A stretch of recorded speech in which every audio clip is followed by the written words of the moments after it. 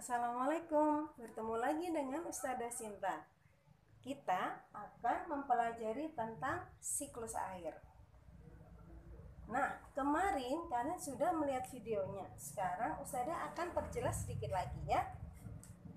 Dimulai dari air laut. Air laut yang dipanaskan oleh matahari akan mengalami penguapan. Nah, penguapan ini disebut dengan apa kemarin? Ya, evaporasi.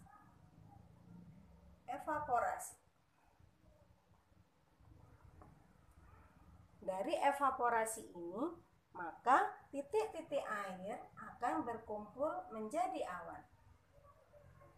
Awan tertiup angin kemudian mengumpul menjadi awan-awan yang sangat banyak atau kita sebut dengan mendung. Nah, proses ini disebut dengan kondensasi.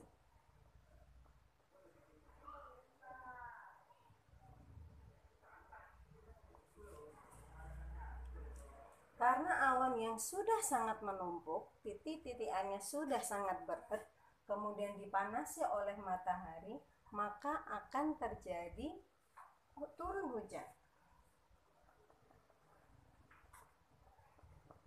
Turun hujan ini disebut dengan presipitasi.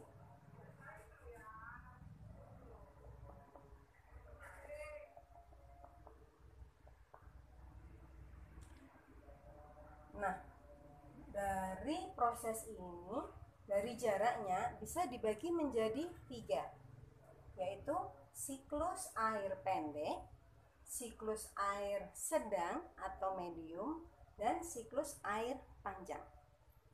Siklus air pendek seperti tadi yang Ustazah jelaskan, yaitu apa? Penguapan air oleh sinar matahari terbentuk menjadi awan atau kondensasi, kemudian turun di laut lagi.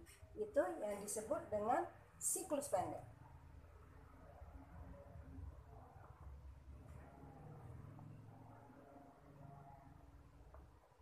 Kemudian yang biasa kita alami ketika kita sedang turun hujan itu ya. Nah, itu juga terjadi penguapan di laut, juga terjadi penguapan di darat. Nah, penguapan di darat oleh makhluk hidup atau tumbuhan ini disebut dengan transpirasi.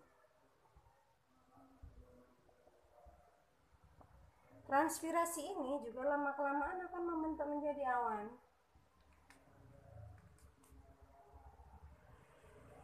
Sama dengan apa yang terjadi di atas laut ketika awan berkumpul banyak, kemudian dia menjadi sampai pada titik jenuh, dipanasi oleh matahari, maka dia akan turun menjadi hujan. Hujan disebut apa tadi? Ya, presipitasi. Nah, presipitasi di dalam daratan itu ada 2. Dia mengalir melalui sungai kemudian kembali ke laut, tetapi ada juga yang dia masuk ke dalam bumi. Ketika di dalam bumi inilah dia akan membentuk air tanah dalam. Dari air tanah dalam ini maka dia akan juga menuju ke laut. Ini disebut dengan siklus sedang.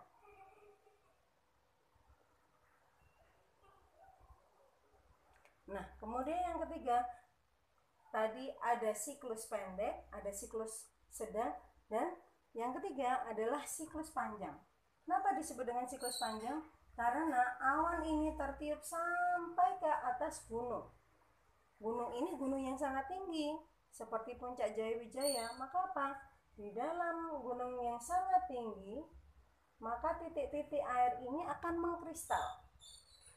Biasanya air di Puncak Jaya akan terjadi es. Nah, di sini juga akan dipanasi matahari, maka apa? Turunnya bukan berupa hujan, tapi berupa salju. Presipitasinya berupa salju. Salju ini lama-kelamaan akan dipanasi oleh matahari, maka dia akan menjadi gletser. Gletser ini ya lah nanti yang akan turun ke atas, dan di pegunungan juga banyak pohon-pohon, sehingga apa? Dia akan menuju ke bawah, sehingga membentuk air tanah dalam. Nah, ini yang disebut dengan siklus panjang. Oke, itulah penjelasan dari Ustazah. Eh, Kalian silahkan membuat skema seperti ini, tapi dengan warna yang lebih bagus, gambar yang lebih bagus lagi. Nanti kalian kumpulkan ke Ustazah berupa gambar dan difoto ya. Jangan lupa diberi nama. Oke, itu saja dari Ustazah. Wassalamualaikum warahmatullahi wabarakatuh.